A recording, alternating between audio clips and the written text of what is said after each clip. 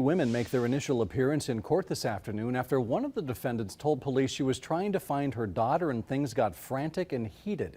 Samantha Cavalli is in the newsroom with more on what led to these two women being charged. Samantha? Yeah, Jeff, police responded to a home on Hazen Road in Bellevue early Thursday morning. According to a criminal complaint, a 15-year-old boy woke up his parents saying two women were running through the house. One of the women was recognized as Megan Jostrom, the other believed to be Angela Blazer. 37-year-old Blazer was charged with physical abuse of a child, second-degree recklessly endangering safety, criminal trespass, and disorderly conduct. 36-year-old Jostrom is charged with criminal trespass and disorderly conduct. Jostrom's daughter has a boyfriend who lives nearby and is friends with the 15-year-old at the house on Hazen Road. According to court records, Jostrom couldn't find her daughter and tracked her to that house on Hazen Road.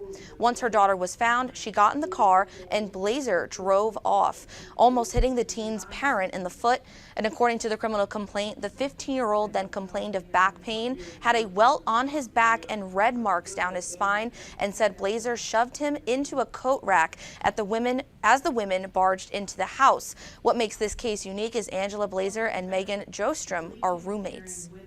I'm going to order that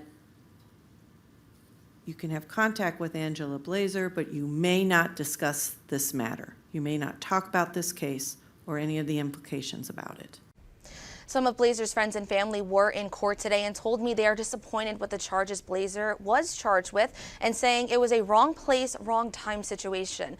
Jostrom received a $5,000 signature bond and her next appearance is July 28th. Blazer received a $10,000 signature bond and will be back in court August 1st. Jeff.